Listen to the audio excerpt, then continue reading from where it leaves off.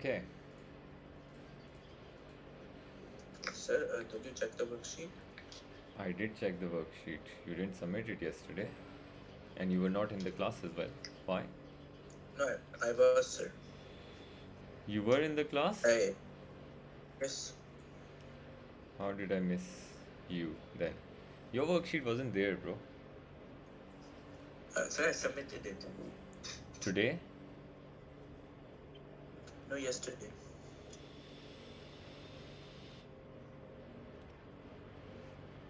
How did I miss that? I checked everybody else's worksheet and some unknown. Ali and Caroline, still your worksheet isn't there. And Moise, where is Zan? Zan is not here yet. Okay, wait, let me check.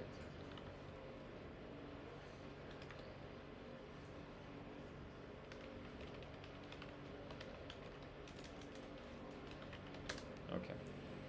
Anyway, well, I checked it yesterday, Shavis. Um, what I'm gonna do is I'm gonna check it tomorrow then, and I'm gonna submit it back to you. Okay? Okay, sir. I don't know how I missed it, and you didn't even tell me. I was like, I checked everybody's at that time.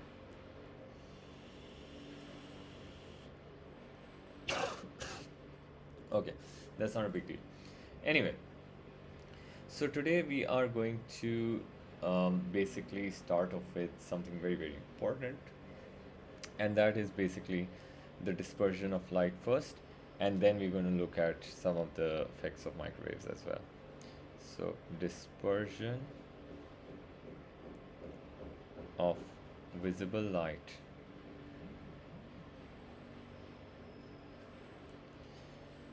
So, what you guys need to understand is that visible light itself has its own spectrum. Like, we learned about it. In fact, let's just recap a bit because I'm sure you guys might have forgotten about it. So, we learned that the first wave was radio wave, and then after radio wave, we had microwaves, and then we had infrared, then we have visible light, and then we have ultraviolet, and then we had X-rays, and then we had gamma rays. What I want you to understand is that basically if you go from radio wave to the gamma rays, the wavelength of these decreases and the frequency increases, whereas this has the lowest frequency and that has the highest frequency. Is it clear, everybody? So that's the recap of what we did, and of course you need to remember the use of this too.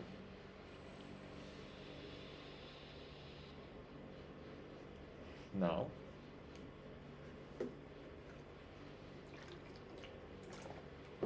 like I said, visible light has its own spectrum, okay?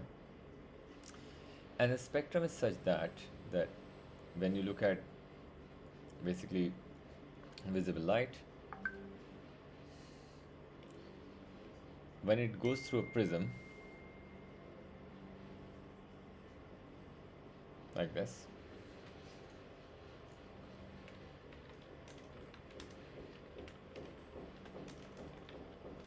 so as the visible light enters the prism, so this is basically visible light, it basically disperse into its spectrum of colors.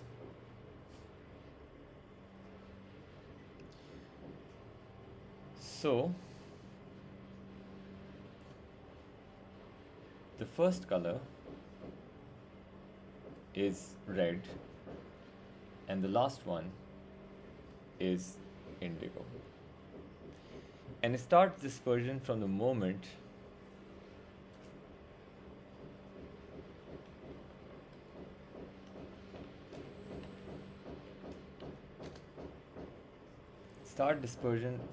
it enters, and now basically it has many colors. So first is red, then the next color is basically orange,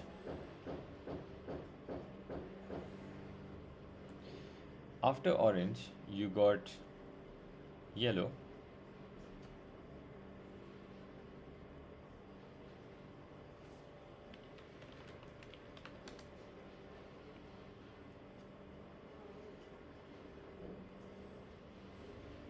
and then it turns green,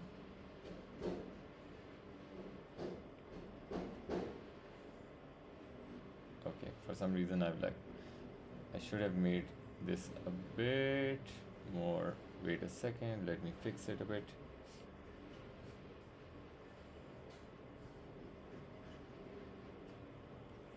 Like this, okay. And after green we got blue. Oh,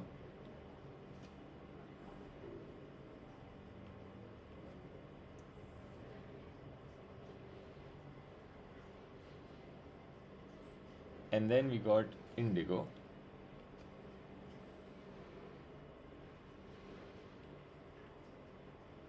like this, right? So here we have red, orange, yellow,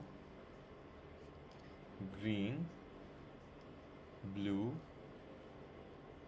indigo, and violet. Is it clear, everybody?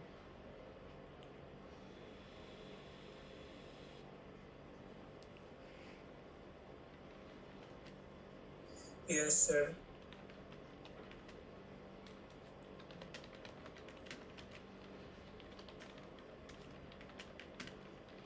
Alright, so now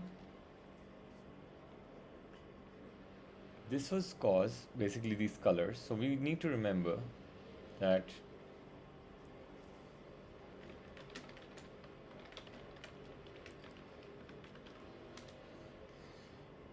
the red has the lowest frequency and violet has the highest frequency, which means as you go down, frequency increases and wavelength reduces, the same way we have done it. The interesting thing is that if you notice, the visible light is between infrared and violet. So before red, basically I just want to tell you, you have infrared. Infrared means inferior to red. Cool, right? And after violet, we got ultraviolet, which is like superior to violet. How's that, right?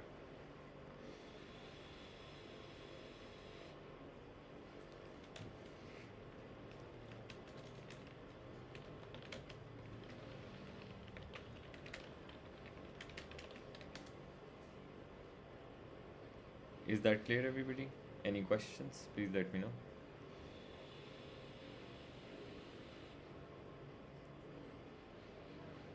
Okay. Now,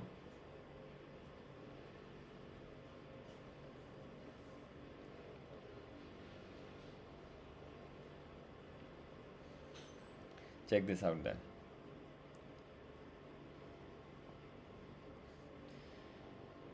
So the point is that basically the colors disperse. The colors in white light, white means the light that contains all colors, disperse into the prism because they are slowed down differently, and because of that the bending occurs like we have done in refraction, and then it causes them to just split into colors. Is it clear?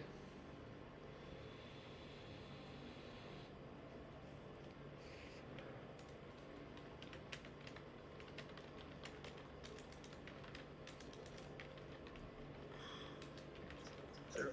Only infrared and ultraviolet are there. Ultraviolet, yeah. So basically, what I'm saying is that it follows the same path, right? So it follows like radio waves, microwaves, infrared, then red, orange, yellow, green, blue, indigo, violet, and then ultraviolet, X-rays, and gamma. Do you understand? Yes, sir. But you wrote starting with infrared instead of radio wave. No, I just showed you the path. Of course, you can write the starting from the top, right? So I was saying that before red it is infrared, and after violet it's ultraviolet, and then everything is the same, right? You can basically write it down if you want to. It's okay. Radio, then micro, infrared, X-ray, and gamma. So I'm just telling you what's before and after the colors. Do you understand? Yes. Is there any question you guys have?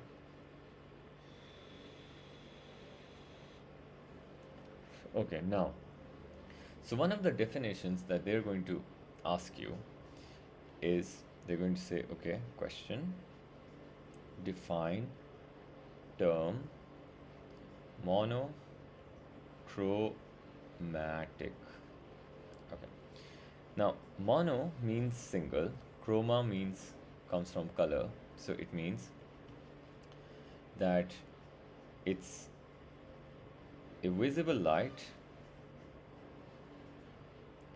of a single frequency, and that's the definition, which means it monochromatic means it's just one color out of the visible light. Do you understand?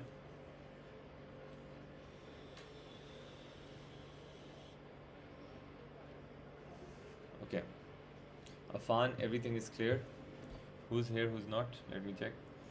Caroline, Zainab, Ali.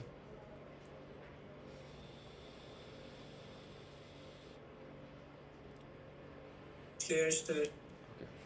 Okay, good. Caroline, is your microphone working?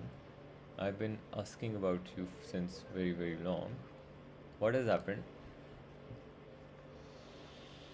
No, few other time I can't. Okay. Doesn't work. Okay. Caroline, please get it fixed. I want to hear your voice every day, Caroline. Okay? Will you get it fixed now? Yes, sir. Okay, good. Now, so let's talk about some of the important uses of microwaves. And these days, microwaves are everywhere. So, when I was really young, like you, okay, at that time, Edge or 2G hit in the market. So on our mobile phones, when I got my mobile phone, it used to have very slow internet. It was 2G. And then when I got into my university, 3G came, and then 4G came. And now 5G is here. You know what is this 4G, 5G, 3G, 2G? Do you even realize what that is? Have you ever thought about it?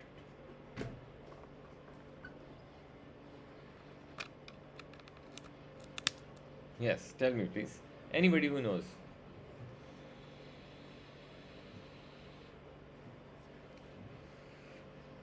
Basically, 4G, 3G are basically these are different frequencies of microwaves. And as we go to the higher frequency of microwave, so we can basically transfer data at a faster rate. And that is why we get faster internet as well, right? So as the world is progressing, so you're getting faster and faster internet. But the thing is, how does it work really? So basically, it works like that. That first of all, we're going to look at the use of microwaves in artificial satellites. In artificial satellites,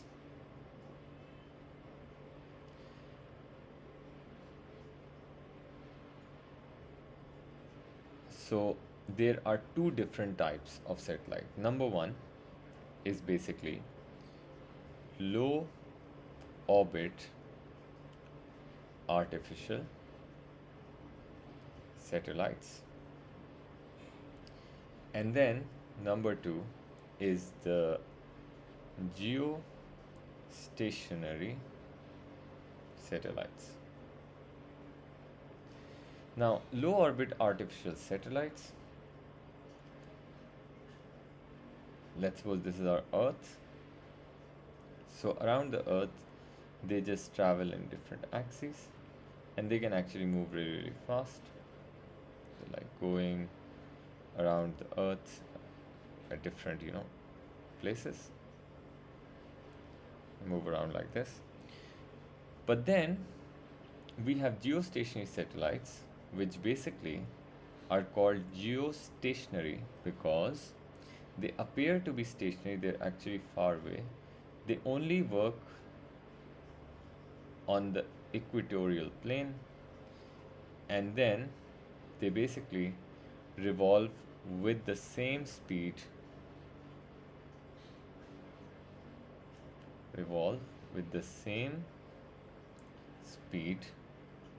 as Earth. Alright, the Earth spins in its own axis and it does the same.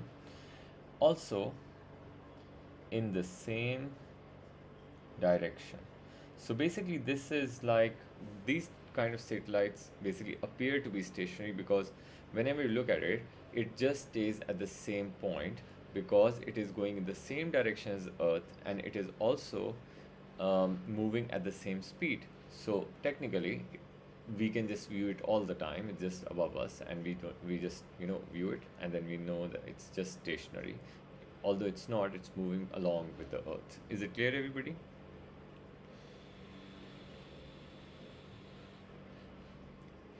So, what they do is that some mobile phones use low orbit satellites and some use geostationary ones.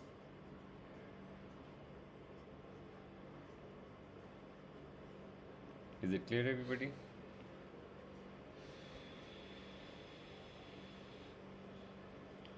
Now, so communication between mobile phones is done through microwaves.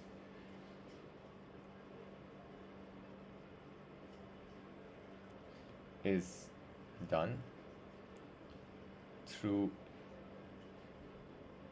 microwaves, and the reason for this is number 1, microwaves are good at penetrating walls. Okay.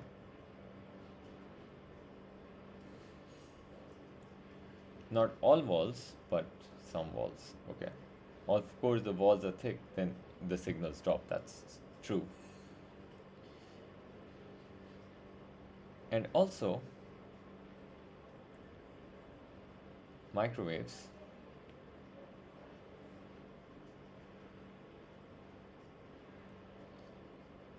only require short aerial for transmission, which means, of course, the data is being transmitted from station, and reception, which means that, of course, being received on the phone, right? So this term that I have written, aerial, basically means it is sort of a, let me just write it. It's not required for you to remember, but you just need to know that aerial basically means that a structure by which signals are transmitted or received as part of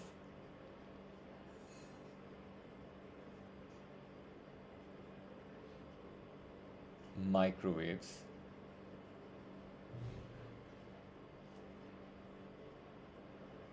sometimes aerial can also be used for you know it is also used for the radio waves as well, but just need to remember that right now, because we're discussing the communication through microwave, that's why we would be interested in aerial of microwave. Is it clear, everybody? Any questions? Let me know.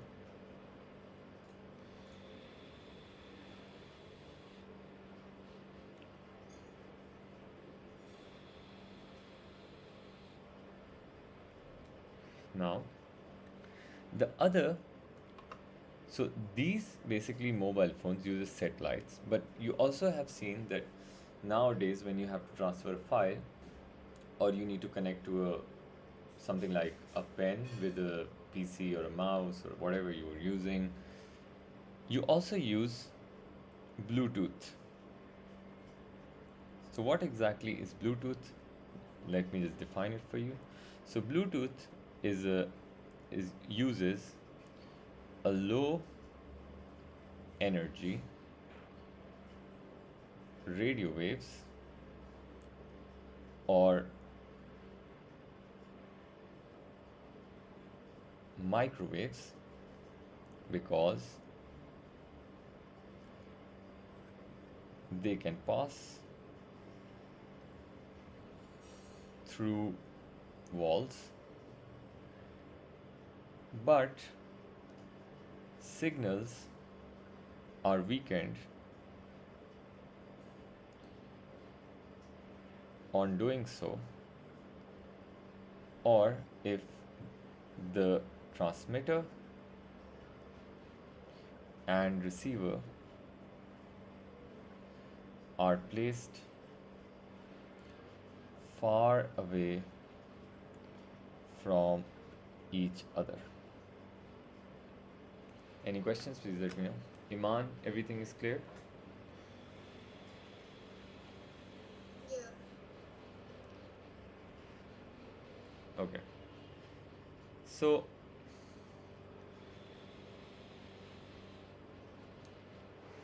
the third way of communicating is optical fibers, but I believe I've taught you that in light. Have I done that? Yeah, I have done it. So optical fiber is the third way. So that's it. Okay. Now, so when you're either communicating through satellites or Bluetooth or microwave or simply as optical fibers, the data is converted into two different types of signals. Okay. So we're gonna learn about those. So let's say types of signals. So the first type of signal is an analog signal,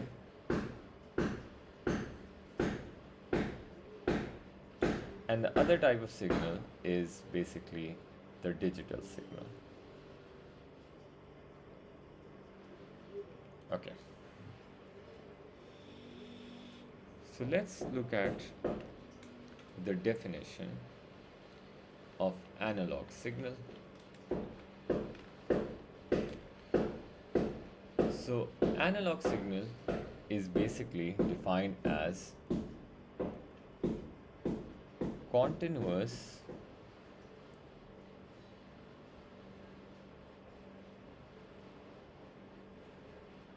signal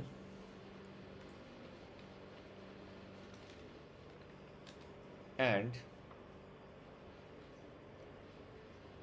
signal of, say, um,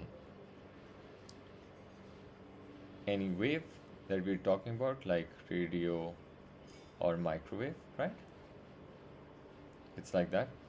So basically, it looks like this.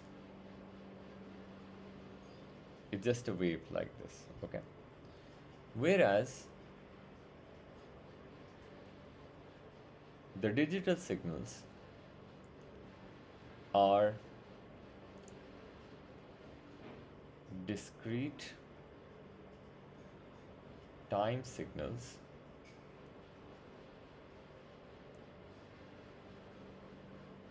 generated by digital modulation, which means they have highs and lows. I'm gonna explain what this means, okay, in a bit. So, when you convert this, you should understand that the computer itself only understands like basically it understands something like Binary. 0 and 1. Yeah, exactly, right? So it could be like this. Sometimes it's 0, sometimes it's 1, sometimes 0, some 1, 0, 1, and like that. Sometimes 0, 0, 1, 1, like that. Okay, so it's like different signal. Okay, so this is basically the low, which is basically the 0, and the high is 1. Very good, that's binary. Is it clear, everybody?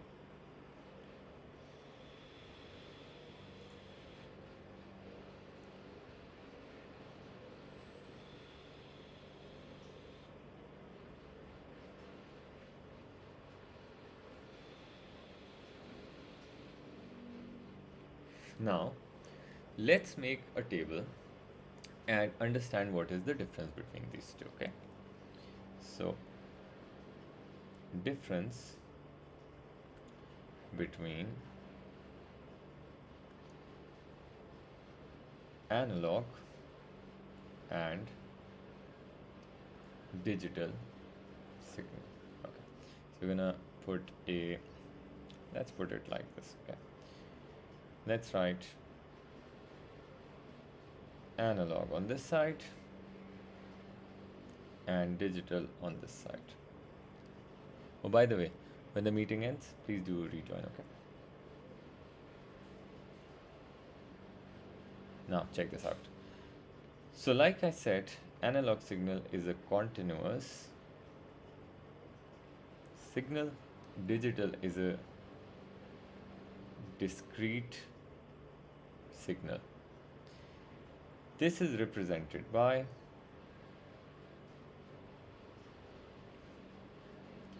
a sine wave. Sine waves are like this, okay? And this is represented by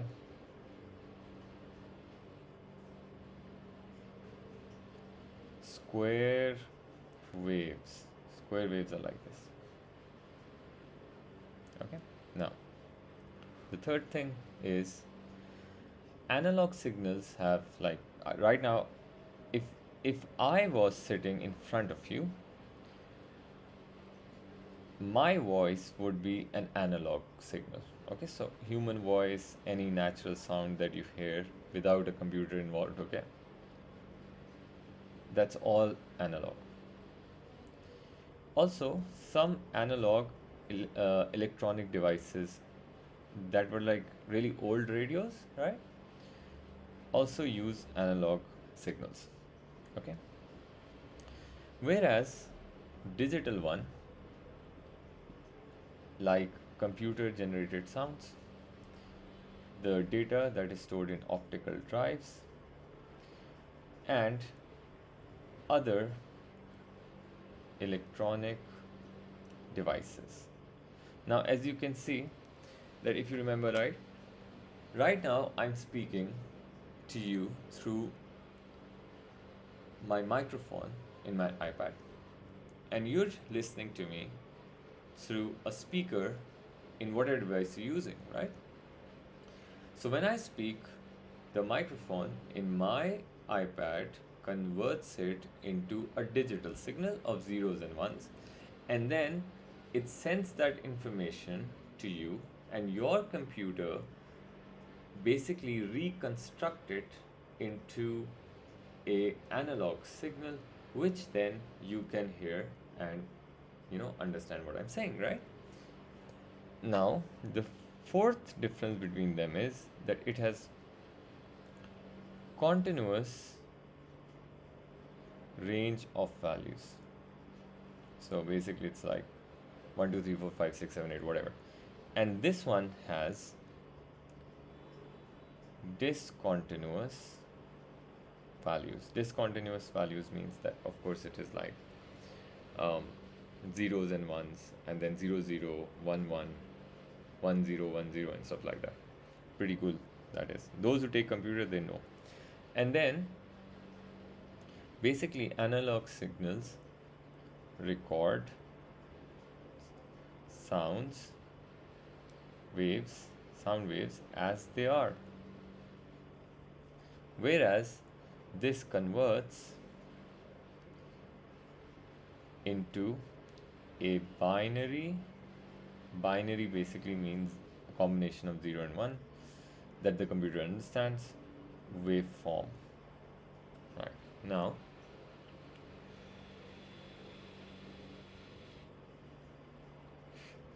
these are nowadays only used in analog devices, whereas this one is now suited for digital electronics such as computers, mobiles, etc. Is it clear, everybody? Any questions? Sir, Okay. does it ADC convert it? Sorry, come again? I didn't understand your question. Doesn't ADC convert analog to digital? Yeah, that's the converter. Analog to digital converter and digital to analog. That's correct. So that's in your computer and your like receiver and transmitter. That's correct. We're going to look at it now. Okay? Now, so Okay. why do we have these? Why do we need to convert something into digital form, right? So let's look at some benefits fits of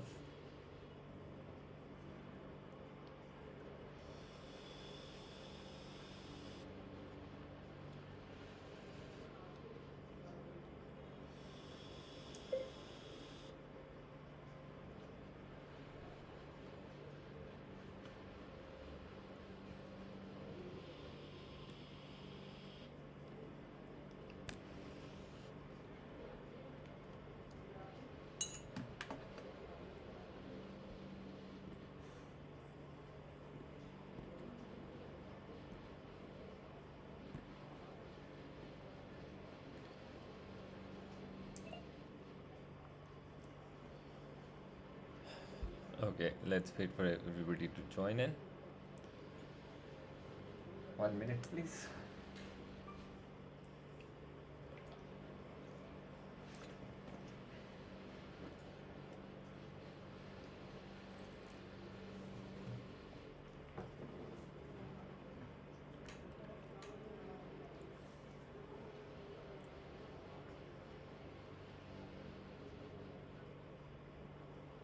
Okay. So the benefits of digital signal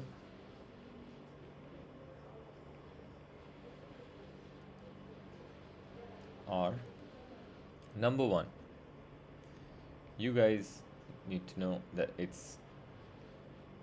it has an increased rate of transmission of data. So it can basically um, send the information, at a faster rate, and then the signal can be regenerated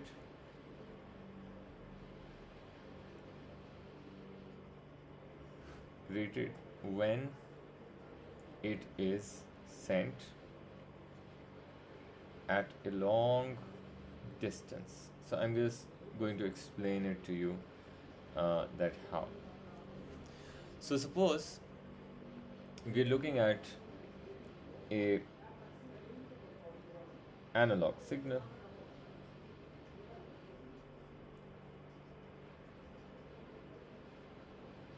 and we're looking at a digital signal. So the analog signal basically looks like this, and when it is sent through very long distance, so then there could be other factors, like there could be some noise that might be there. Okay, this is noise. Noise means unwanted signals that you don't want in your sound.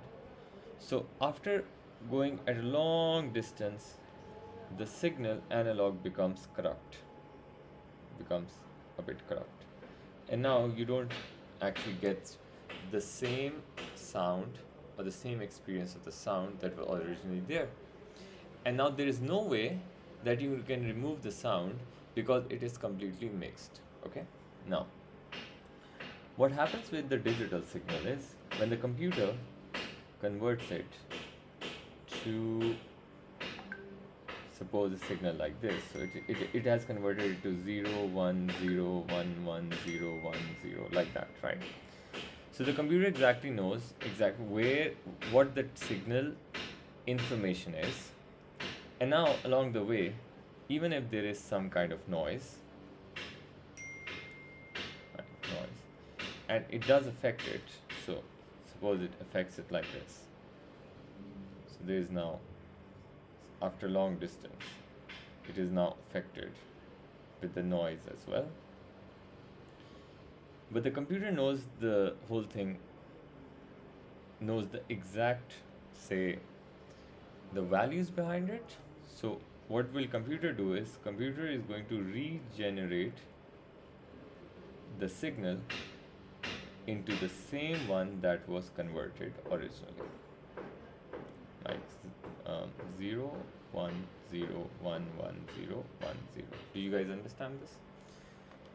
So this is the biggest benefit of using a digital signal, because then you will always get a very good sound. Do you guys understand this?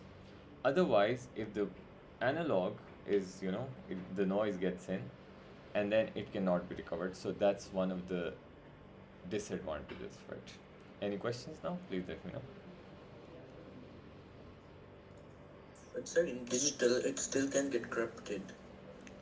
Yes, it can be corrupted if you lose the, say, the actual footprint of it, but that doesn't happen. Okay, like that. So if I was talking to you, now you guys are like in Saudi, somebody's in Dubai, somebody's in Kuwait, somebody's Bahrain, okay, so different countries. You can hear me clearly because my voice is being sent through this long distance as a digital signal.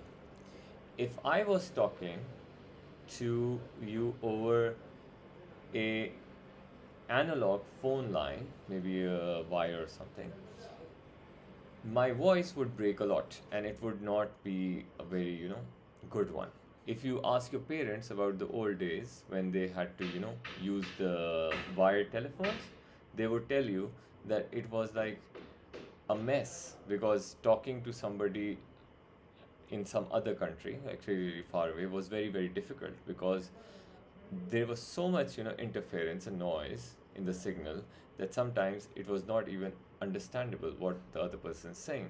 But these days, you just open WhatsApp, you call, and what WhatsApp is doing, your phone has, your voice gets converted to digital, the information is sent through the internet, okay, and then when it goes through your device or a mobile phone, it converts that digital back to an analog one, and then you can hear it easily. Do you understand this? And the other reason is that it's much faster, because then when the computer is like reading this, computer is like putting it 0 1 0 1 0 1, and this information is sent, because just a binary number, the information can be sent rather quickly. But digital one, it is a continuous rate. Like for example, it's like sometimes the voltage of your voice the voltage that the voice is converted to electrical form. So the voltage sometimes is 30, sometimes 40, sometimes 20, sometimes 2. So the computer has to read so many different numbers, right? And then if that happens, then it's difficult to sample it. So it's faster as a digital signal as well. So you guys need to understand it has a higher rate of transmission, and also the digital one can be regenerated back to its original form after traveling long distances. Understood? Any questions now?